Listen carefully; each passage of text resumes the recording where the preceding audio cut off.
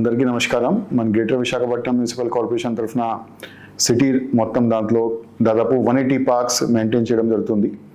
దాంతో కాకుండా stadiums, sports facilities, indoor and outdoor sports arena maintain చేయడం జరుగుతుంది. ఇవన్నిటికీ కూడా జీవీఎంసీ ద్వారా ప్రజలకి అందరికీ కూడా సేవ ఇస్తూ దానికి అందుబాటులో ఉన్న మౌలిక సదుపాయాలు ఇవ్వడం జీవీఎంసీ బాధ్యత ఉంది. స్పోర్ట్స్ ఫెసిలిటీస్ సంబంధించి దాదాపు ఆల్మోస్ట్ లాస్ట్ 2 ఇయర్స్లోనే ఆల్మోస్ట్ 40 crores ఖర్చు చేయడం జరిగింది. దానిలో సౌండ్ భారతి స్టేడియం కానీ మిగతా అన్ని స్టేడియంస్ కూడా డెవలప్ చేయడం జరిగింది. అదేవిధంగా పార్క్స్ చూస్తే ఆల్మోస్ట్ 35 crores రూపీస్తో దాదాపు ఆల్మోస్ట్ ఒక 25-30 పార్క్స్ డెవలప్ చేయడం జరిగింది.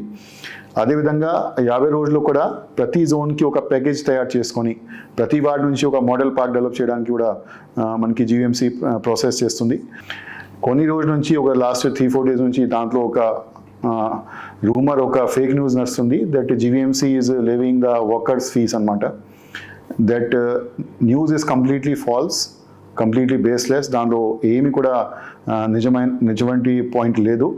ఎందుకంటే జీవీఎంసీ ఎక్కడైనా కూడా ఏ పార్క్లో కూడా ఏ స్టేడియంలో కూడా వర్కర్స్ ద్వారా ఏం ఫీజు కూడా వసూలు చేయడం లేదు. ఈ న్యూస్ వచ్చినాక రెసిడెంట్ వెల్ఫేర్ అసోసియేషన్ ద్వారా కూడా మనం ఎక్స్ప్రెస్గా కన్ఫర్మ్ చేయడం జరిగింది. వాళ్ళు కూడా ఇది కన్ఫర్మ్ చేస్తూ ఏ పార్క్లో కూడా ఫీజు వసూలు చేయడం లేదు అని చెప్పడం జరిగింది. ప్రజలతో మేము కోరేది ఏంటంటే ఎక్కడైనా ఎవరైనా కూడా జీవీఎంసీ బిహాఫ్లో ఫాల్స్గా ఫీజు వసూలు చేస్తే దయచేసి మీరు కన్సర్న్ జోనల్ ఆఫీస్కి, కన్సర్న్ సచివాలయంకి और మెయిన్ ఆఫీస్కి తొందరగా మీరు కంప్లైంట్ పెట్టాలి. So please don't rely on any such rumour or any false news. This is a completely free facility for GVMC side.